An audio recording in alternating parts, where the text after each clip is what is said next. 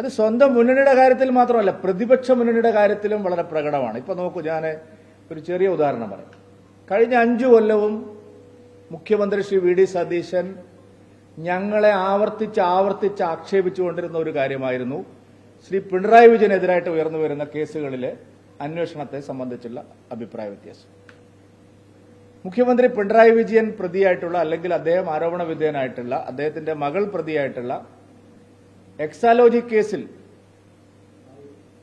കരിമണൽ ഖനന കമ്പനിയിൽ നിന്ന് പണം അനധികൃതമായി വാങ്ങിയ കേസിൽ, SFIO കേസിൽ മോദിയും അമിത്ഷായും പിണറായിയെ സഹായിക്കുന്നു. ഇതായിരുന്നു 5 കൊല്ലവും പറഞ്ഞുകൊണ്ടിരുന്നത്. CJP എന്നാണ് രാഹുൽ ഗാന്ധി വരെ പറഞ്ഞുകൊണ്ടിരുന്നത്.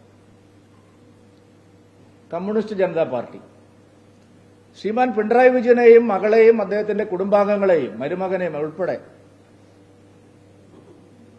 ആരോപണ വിധേയമായിട്ടുള്ള, അല്ലെങ്കിൽ കേസിലകപ്പെട്ടിട്ടുള്ള ആ കേസിനെ സംബന്ധിച്ച് 5 വർഷവും ശ്രീ വി ഡി സതീശനും UDFും ആക്ഷേപിച്ചുകൊണ്ടിരുന്നത് BJP CPM ഡീലാണ് ഈ കേസിൽ നിന്നാണ്. SFIO കേസ് നീണ്ടുപോകാനുള്ള കാരണം നിരന്തരമായ കോടതി ഇടപെടലുകളായിരുന്നു. ഡൽഹി ഹൈക്കോടതി, കേരള ഹൈക്കോടതി, അങ്ങനെ നിരവധി കോടതികളിൽ എക്സാലോജി കേസ് നീട്ടിക്കൊണ്ടുപോവാൻ കരിമണൽ കർത്തയും പിണറായി വിജയനും സംയുക്തമായി ശ്രമിച്ചതിന്റെ ഫലമായിട്ടാണ് ആ കേസിന്റെ തുടർ നടപടികൾ വൈകിയത്. അവസാനം ഈ സർക്കാർ പോയതിനു ശേഷമാണ് കേരള ഹൈക്കോടതി ആ കേസിന്റെ അന്വേഷണം തുടരാമെന്നുള്ള നില സ്വീകരിച്ചത്. ഉടനെ തന്നെ ആ കേസിന്റെ അന്വേഷണം മുന്നോട്ട് പോയി. ഒരക്ഷരം, ഒരു പൊളിറ്റിക്കൽ സ്റ്റേറ്റ്മെന്റ്. കഴിഞ്ഞ 5 വർഷവും തങ്ങൾ എതിർത്ത, എന്തുകൊണ്ട് പിണറായി വിജയനെ അറസ്റ്റ് ചെയ്യുന്നില്ല എന്ന് വരെ ചോദിച്ച, BJPയും CPMഉം തമ്മിൽ അന്തർധാരയാണെന്ന് പറഞ്ഞ ആ കേസ് സജീവ ചർച്ചാ വിഷയമായി ഇപ്പോൾ അന്വേഷണം നടന്നുകൊണ്ടിരിക്കുമ്പോൾ ഒരക്ഷരം വി ഡി സതീശൻ മിണ്ടിയോ? തന്റെ സർക്കാർ ഭരിക്കുമ്പോൾ നിയമസഭയിൽ ഔദ്യോഗിക പ്രതിപക്ഷ നേതാവായിട്ടുള്ള ശ്രീ പിണറായി വിജയൻ വളരെയധികം സമ്മർദ്ദത്തിലാക്കപ്പെട്ട ഒരു കേസ്, അദ്ദേഹത്തിന്റെ മകള് മാത്രമല്ല മരുമകനും മക്കളിലേക്കെല്ലാം പോകുന്ന ഒരു കേസ്, കേവലം 2.78 കോടി രൂപയുടെ എക്സാലോജിക്കൽ CMRL നിന്ന് പണം ബാങ്ക് വഴി വാങ്ങിയ കേസല്ല ഇപ്പോൾ നടന്നുകൊണ്ടിരിക്കുന്നത്. അത് മാത്രമല്ല, 100 കണക്കിന് കോടി രൂപ ഈ കരിമണൽ കമ്പനിയിൽ നിന്ന് CPMന്റെ നേതാക്കന്മാർക്ക്, മുൻ മുഖ്യമന്ത്രിക്ക്, അവരുടെ മക്കൾക്ക്, മരുമക്കൾക്കെല്ലാം കിട്ടിയ പണം എങ്ങോട്ട് പോയി? ഇതുമായി ബന്ധപ്പെട്ട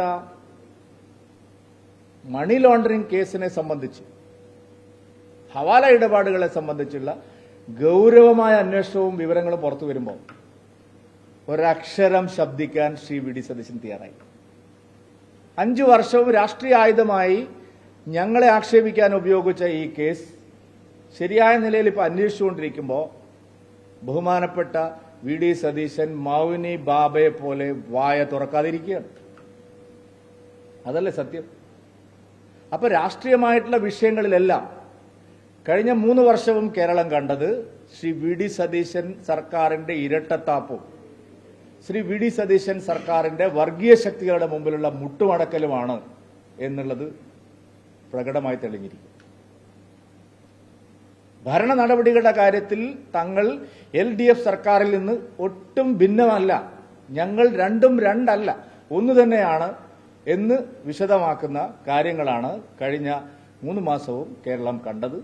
എന്താണോ പിണറായി വിജയൻ സർക്കാർ ചെയ്തത് അത് തന്നെ തുടരുന്ന ഒരു സർക്കാരായി, ഒരു കാർബൺ കോപ്പിയായി UDF സർക്കാർ മാറി. ഇവിടെയാണ് BJP മുന്നോട്ട് വയ്ക്കുന്ന, ഇത് രണ്ടുമല്ല കേരളത്തിന് ആവശ്യം, വികസനത്തിന് ആവശ്യം ഒരു ജനകീയ ബദലാണ് എന്ന് ഞങ്ങൾ വർഷങ്ങളായി, പതിറ്റാണ്ടുകളായി പറഞ്ഞുകൊണ്ടിരിക്കുന്ന കാര്യങ്ങളുടെ പ്രസക്തി വർദ്ധിക്കുന്നത്. ഇന്ന് ഇത് മാത്രമാണ് ഞാൻ സൂചിപ്പിക്കാൻ